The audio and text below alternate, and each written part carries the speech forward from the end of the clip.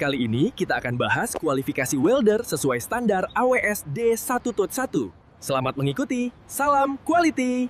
Halo semuanya, selamat datang di sesi penjelasan kita kali ini. Saya benar-benar antusias nih, karena hari ini kita bakal ngebedah sebuah dokumen yang bisa dibilang jadi urat nadi di dunia konstruksi baja struktural. Kalau kalian pengen belajar dengan cara yang efisien dan langsung ke intinya, kalian ada di tempat yang pas.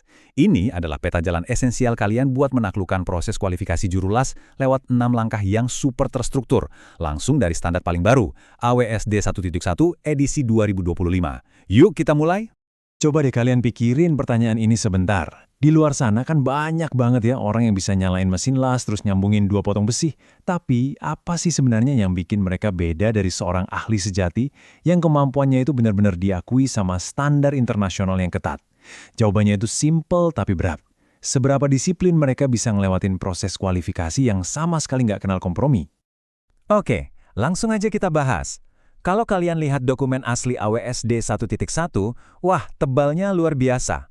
Ada lebih dari 600 halaman penuh dengan kode teknis, tabel, dan diagram yang bikin pusing. Tapi tenang aja, kita nggak bakal baca buku panduan itu kayak baca buku teks sekolah. Kita bakal potong semua kerumitan itu dan ngasih kalian cetak biru kronologis yang presisi.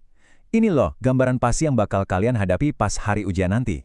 Nah, biar lebih gampang dicerna, kita pecah aturan yang mengintimidasi ini jadi 6 langkah aja.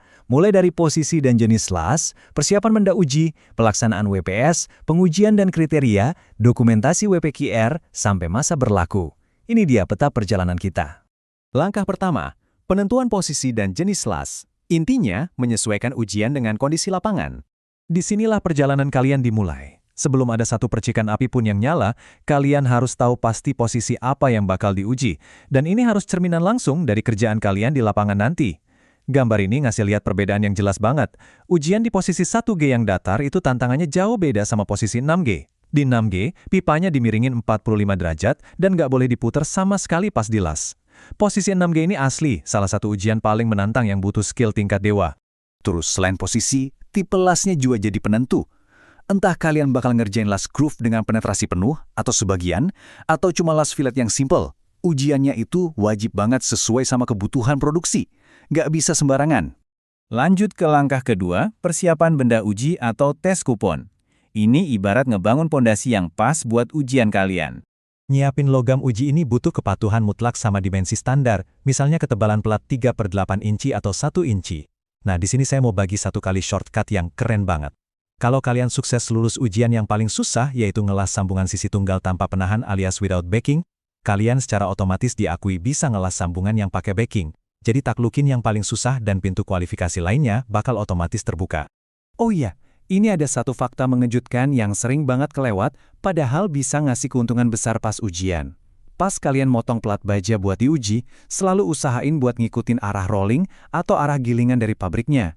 Hal kecil ini ternyata ngasih hasil mekanis yang jauh lebih optimal pas logamnya ditekuk atau ditarik di lab nanti.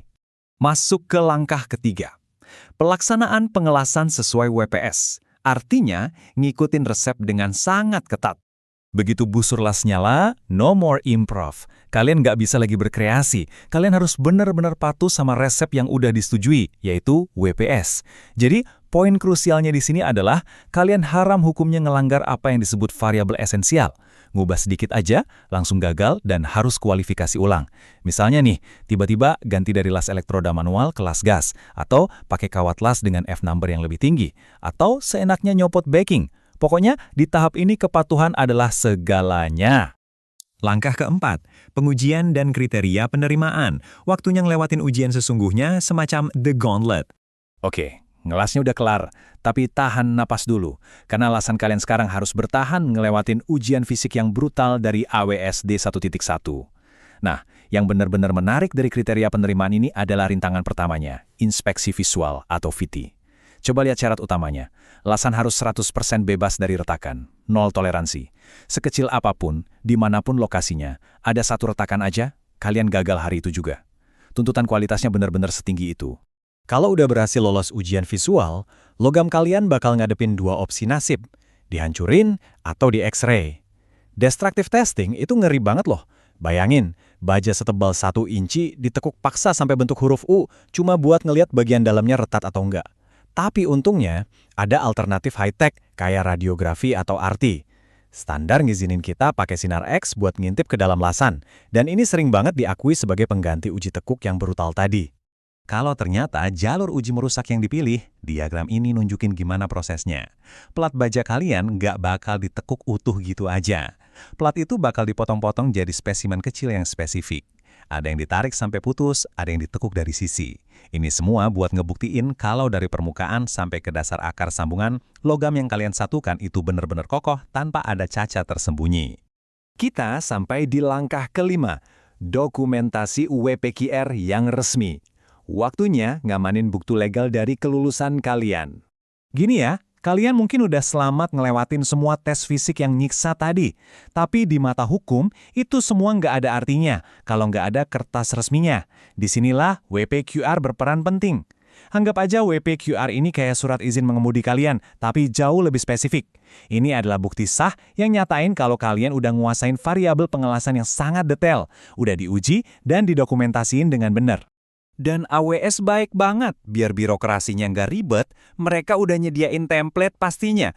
Kalau kalian buka Annex J, format kayak J4 atau J5 udah ready. Jadi pencatatan di industri ini tetap seragam dan transparan. Dan ini dia langkah terakhir kita. Langkah ke-6, masa berlaku kualifikasi LAS. Aturan emas buat nahan piala yang baru aja kalian menangin. Sertifikat udah di tangan, tapi sekarang tantangannya adalah mempertahankannya. Tolong ingat angka ini baik-baik. 6 bulan. Balik lagi ke analogi SIM tadi. Kalau kalian nggak pernah nyetir atau nggak pernah ngerjain proses LAS yang diuji ini tuh selama 6 bulan berturut-turut, sertifikat mahal kalian bakal langsung hangus. Tapi tenang, ada kabar baik. Selama kalian tetap aktif ngelas, rutin ngerjain prosesnya tanpa absen lebih dari 6 bulan, dan kualitas kerjaan kalian nggak pernah diragukan, maka sertifikasi AWS D1.1 kalian bakal berlaku selamanya. Indefinitely. Tapi tunggu dulu. Sebelum kita udahan, ada satu kenyataan penting yang harus kita bahas. Apalagi buat kalian yang kerja di zona rawan gempa kayak di Indonesia. Gimana kalau ternyata proyek kalian itu adalah sistem penahan gempa atau SFRS? Wah, di sini aturannya mendadak berubah drastis. Di titik inilah AWS di 1.8 ambil alih. D11 yang dari tadi kita bahas itu ibarat pondasinya doang. Nah, D1.8 ini nuntut penguasaan level dewa buat sambungan seismik yang kali demand kritikal. Standar ini mewajibkan kualifikasi tambahan buat area yang aksesnya terbatas. Kenapa se-ekstrim ini? Karena nyawa ratusan orang di dalam gedung saat gempa terjadi ada di tangan lasan kalian. Nah, itulah 6 langkah krusial yang jadi peta jalan standar AWS D1.1. Kalian sekarang udah paham kan apa aja yang dibutuhin buat bisa sejajar sama para ahli bersertifikat internasional? Jadi, pertanyaan penutup saya buat kalian, dengan pondasi D1.1 yang udah kuat ini, apakah kalian siap buat naik level dan naklukin tantangan tingkat dewa di AWS D1.8? Terus eksplorasi, tetap semangat belajar, dan sampai jumpa di penjelasan kita selanjutnya. Jangan lupa untuk subscribe, like, dan share channel ini. Nyalakan juga lonceng notifikasi agar tidak ketinggalan update video inspeksi selanjutnya.